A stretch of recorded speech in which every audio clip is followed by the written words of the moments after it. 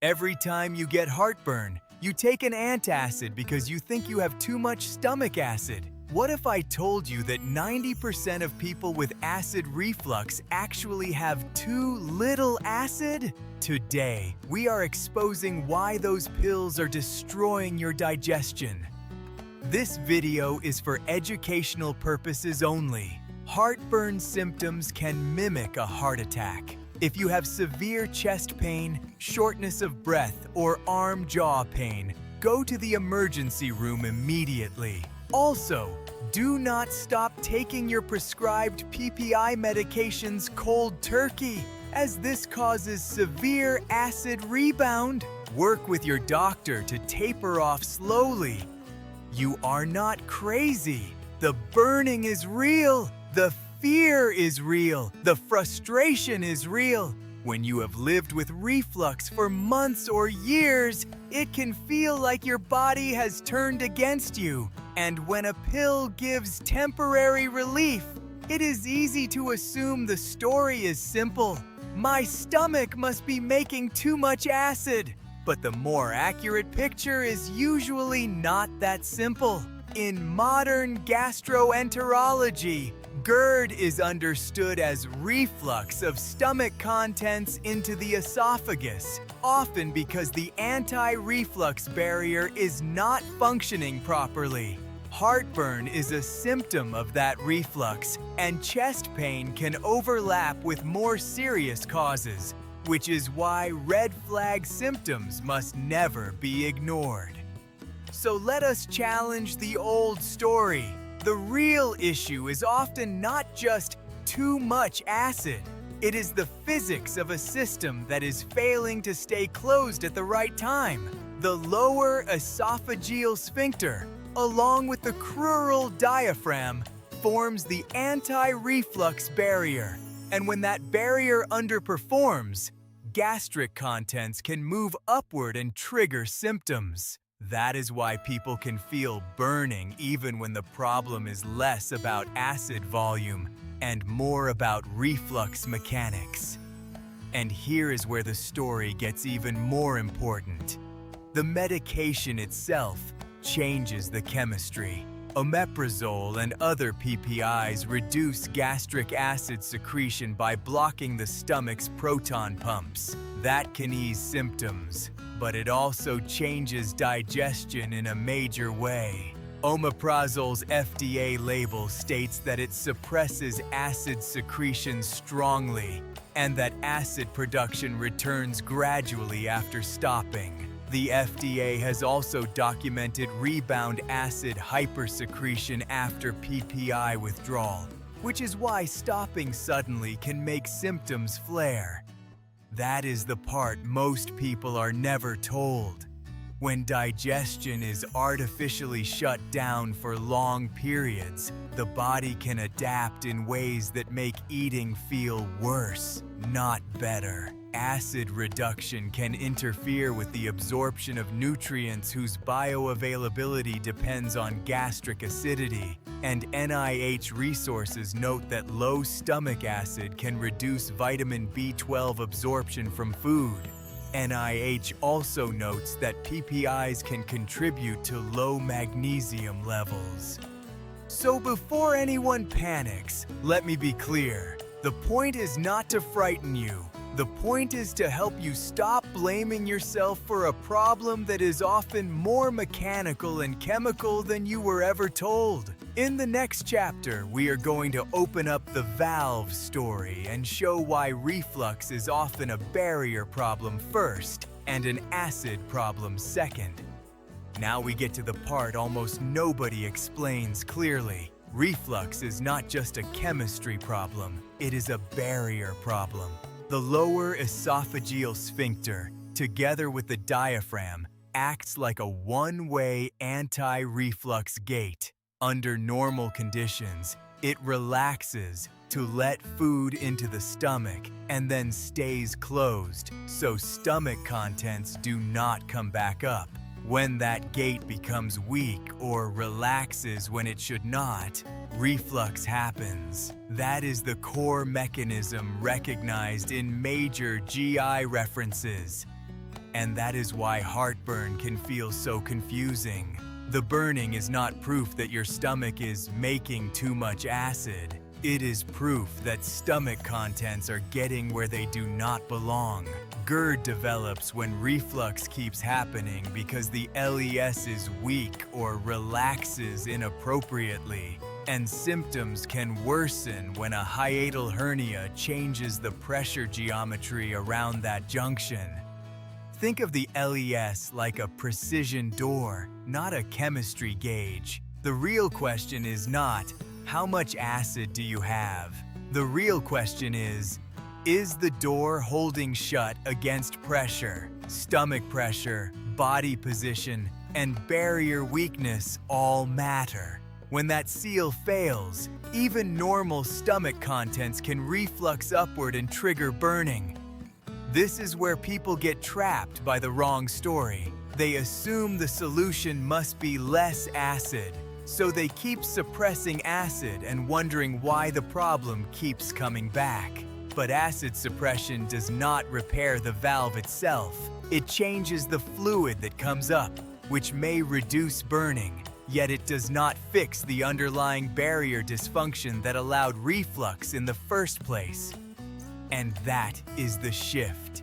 Acid is often the irritant, but the LES is the gatekeeper. Once stomach contents reach the esophagus, the tissue there is far less protected than the stomach lining. So the same fluid that is normal inside the stomach can feel brutal in the esophagus. That is why reflux symptoms are felt as heat, fire, pressure, or a sour rise in the chest and throat. Once you understand the physics, the frustration makes sense. You are not weak. Your body is not broken beyond repair. You are dealing with a gate that is not behaving reliably and a symptom pattern that often reflects repeated reflux episodes rather than a simple acid overload story. This is why many people feel the moment they stop their acid suppression. The chemistry changes, but the mechanical problem was never addressed. So the goal is not to panic about acid. The goal is to respect the valve. If the anti-reflux barrier is weak, your body needs less blame and more precision, better meal timing, less pressure on the system, and habits that help the valve do its job instead of fighting against it. In the next chapter, we will talk about what long-term acid suppression can do to digestion and nutrient handling, and why people often get stuck in the rebound cycle. Here is the trap. PPIs do not heal the root problem. They suppress the final step in stomach acid production by blocking the stomach's proton pump, so the fluid becomes less acidic and burning may feel better for a while. That is why they can seem like a miracle at first, but they are not teaching the valve to work better. They are changing the chemistry of what comes up. The FDA labeling for omeprazole and pantoprazole describes this as suppression of gastric acid secretion through the ATP system. And that is why some people feel stuck on a treadmill. You get relief, but only as long as the medication is doing the work for you. Once it wears off, the underlying reflux problem is still there. In fact, the FDA label notes that acid secretion returns gradually after omeprazole is stopped, and clinical references describe rebound acid secretion after prolonged use, which is one reason symptoms can come back hard when people suddenly quit. Never stop PPIs cold turkey. Work with a doctor to taper off slowly. Now let's talk about digestion itself. Your stomach acid is not just there for comfort or discomfort. It helps create the right pH for pepsin, the main enzyme that begins protein digestion in the stomach. When acid is chronically suppressed, that early protein processing step becomes less efficient. so meals can feel heavier and less complete. That is where the nutrient starvation concern comes in. The FDA labeling for pantoprazole states that long-term acid-suppressing therapy can lead to vitamin B12 malabsorption because of hypo or achlorhydria, and that hypomagnesemia has been reported with PPI use, especially after months to a year of therapy. Omeprazole labeling also notes that PPIs may interfere with drugs and nutrients whose bioavailability depends on gastric pH, including iron salts.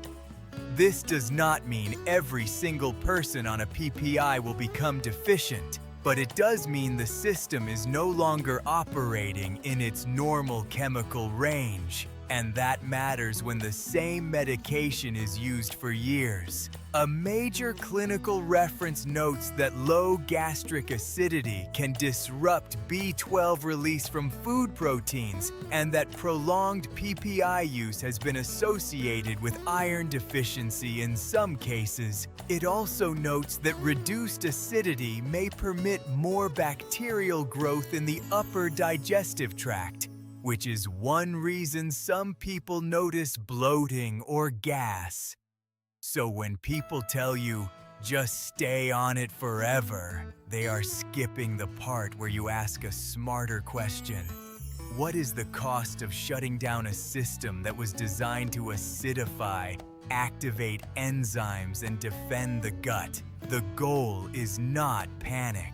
The goal is awareness. PPIs are tools, but tools can create a dependency cycle when they are used without fixing the mechanics that made reflux happen in the first place. And this is where a support tool can have a role. While you are rebuilding digestion through chewing, meal pacing, and smarter food choices, some people choose a digestive enzyme and fiber support formula such as Sinogut as a bridge, not as the hero, not as a cure, but as an adjunct while they work on the foundations. The mindset matters. Support the process. Do not outsource it. Never stop PPIs cold turkey. Work with a doctor to taper off slowly. The big takeaway is simple. When you suppress acid for too long, you may feel less burn, but you are also turning down one of the body's key digestive systems. That is why some people feel bloated, heavy, nutrient depleted, or strangely dependent on the pill. In the next chapter, we are going to pivot from the trap to the solution. The habits that help your digestion work the way it was built to work. Now we move from the problem to the part that gives people hope. Your digestive system was designed to work through a sequence: smell, sight, chewing, saliva, stomach acid, enzymes, and movement through the gut. NIDDK describes digestion as a process that uses motion, digestive juices, and smaller food particles, so nutrients can be absorbed properly. In other words, digestion is not supposed to start when food hits the stomach. It starts the moment you begin to eat. That is why the cephalic phase matters so much. A PubMed review describes the cephalic phase salivary response as the rapid release of saliva triggered by sensory and cognitive stimulation, and notes that saliva plays multiple roles in food selection and digestion. So when you slow down, smell your food, and begin to chew with intention, you are not being extra.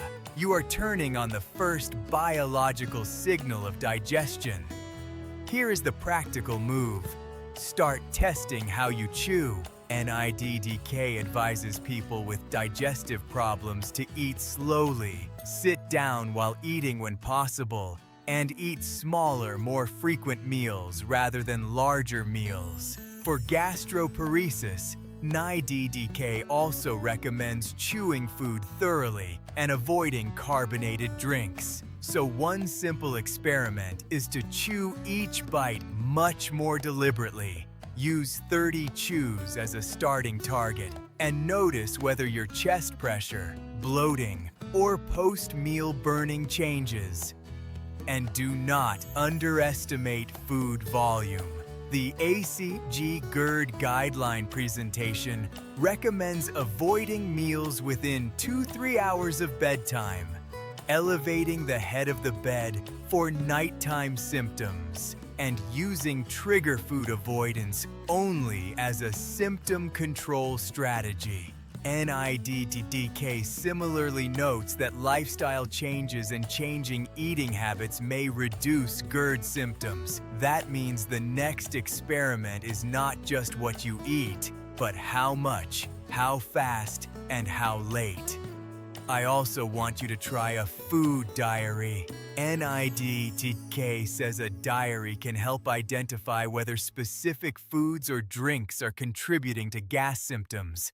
And it specifically mentions that some people do better with smaller meals, slower eating, less talking while eating, and avoiding fizzy drinks or straws. That is powerful because it turns reflux from a mystery into data. You stop guessing, you start observing.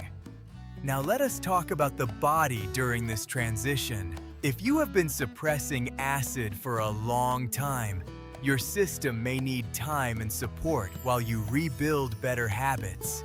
The FDA labeling for PPIs shows they suppress gastric acid secretion strongly, and FDA materials also describe rebound acid hypersecretion after withdrawal in some cases. That is why I keep saying this.